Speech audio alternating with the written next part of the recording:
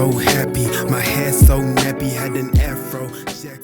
What's going on, everybody? Welcome back to the channel. It's transfers, and now we're gonna just get straight into it by talking about Arsenal being in position to confirm their third new signing before the preseason tour of the USA, with an agreement already reached with Ricardo Calafiori for 40 million. Some are even saying that's euros, so it could actually be 35 million pounds. That's crazy.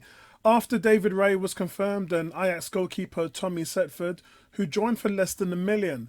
So he's signed a 4-year deal with the Gunners, holding an option for a further 12 months. 20-year-old entered the final year of his contract with Ajax, and they opted to sell rather than risk losing him on a free at the end of the season. And Seaford has been signed for the academy, but will regularly train with the first team. And I really hope he does develop. Can't wait to see what he looks like covering those games. I'll be going to a few of the games as well in Bournemouth and checking that out with Emerson and the guys. So the Calafiori deal, guys, is coming to a close. We know over a week ago, settled with personal terms with Arsenal, gave his word he would only join them. His representative, Alessandro Lucci from the World of Soccer Agency, worked with both clubs over the past month to ensure that the deal would get done, and it has. But Bologna bought him last summer for €4 million. And guys, look, no central defender has managed more assists in Europe's top 5 leagues than Calafiori. While his 2 goals in the 3-3 draw against Juventus towards the end of last season, that kind of demonstrated his eye for goal as well. And I'm sure with Arteta's setup, he'll make sure that he makes use of that. In the same way, Pep Guardiola has moulded Josko Gvardiol into a defender who can operate inside the pitch and on the flanks as well. Arteta seems to have found someone who can do the same thing. So you can see from this sheet here, we've got a look at, obviously, we have our starting players. And then we have Kivior and Zinchenko, who's normally been playing on that left-hand side. Then you just have to look at the difference in quality between Calafiori and those two guys. Now you look here, the goal involvements is double. The duels comes out top on duels. Recoveries, he's more than double in the recoveries as well, and makes more than double that amount of interceptions as well. So he's just got great range, great eye, good vision for the position. And this is what Arsenal are looking for. The difference with Arsenal, guys, is we're always asking ourselves, what happens when our players go missing? What happens when those guys from the bench are coming on? Do we have a drop-off in quality, or can we sustain the same amount of quality? And I think that this is the reason why we are in conversation with having all these players leaving the club and having better, higher quality players come in. So we're linked with Pedro Neto as well. And also Nico Williams. I talked about a second meeting that they had last week. They did. I think he's still on course to join Barcelona. So it's possible that Nico wanted to see what the Gunners had to offer in case the Barca deal fell through. Now I've been told that Arsenal is his second choice, but that's no good to us. It's still whether questions by experts have looked at the Barcelona books, the financial situation, and whether that would prevent them from paying the 47 million upfront fee. It's a big ask. But the claim is that Barcelona are ready to pull the trigger by hook and by crook, and are now just waiting for Williams to finish talking to other teams about his options so he can get the green light to go and join Barcelona. But watch this space. This deal by far is not done. It's not a done deal.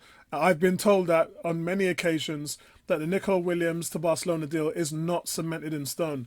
Also, guys, 16-year-old Chudo Obi Martin, it's been going mad over the last week with you guys and comments online and everything. So I thought I'd chip in with my thoughts on it.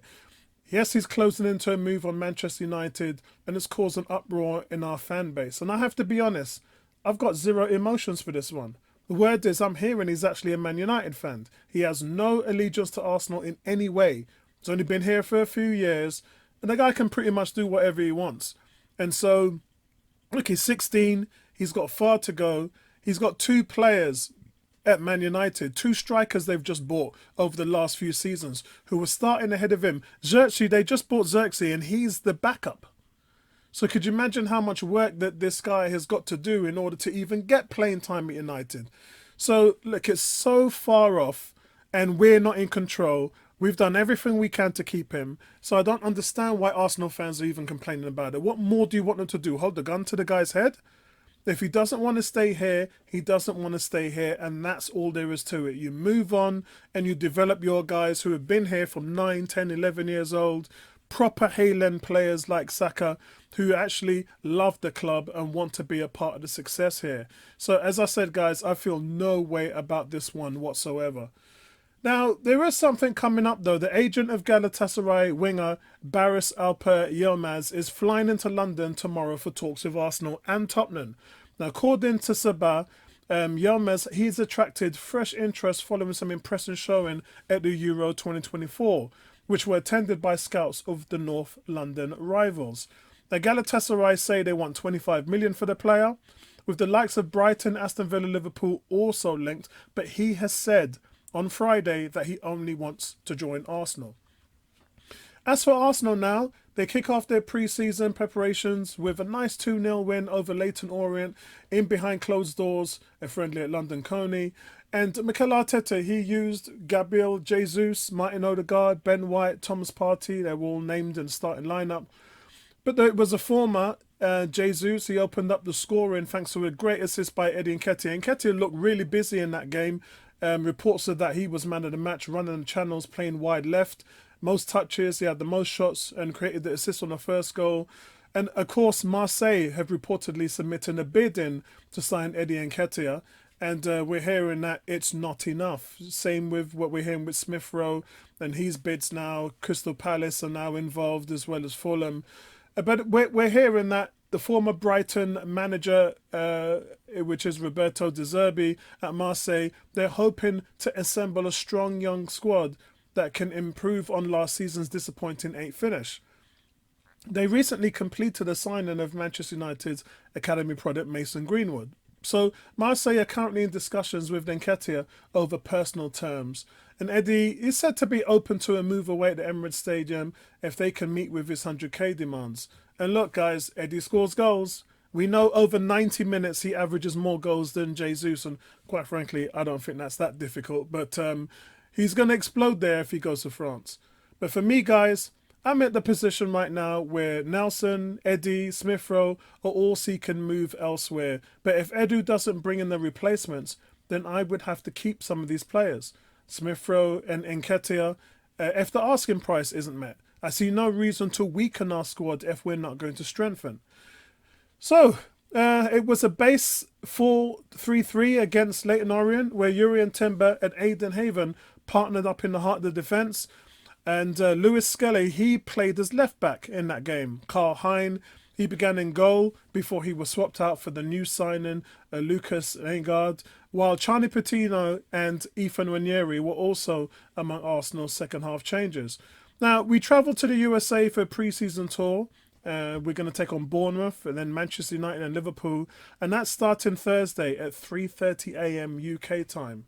So I'm really looking for stuff to develop over the next few days. There's still no movement on Victor Gyökeres. That Sporting want to drop the price. They haven't officially done that.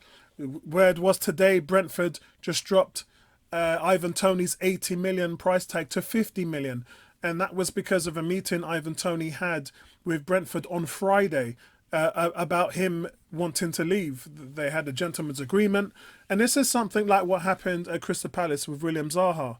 Same thing happened. They agreed for him to leave and then Palace slapped an 80 million price tag. He ended up not moving anywhere. So Tony's in that position, and Brentford, unlike Palace, have actually lowered the price. Now 50 million for a 28-year-old in Ivan Toney, that's not bad. That's decent money, and I could see teams like Tottenham and that getting involved to pull the trigger.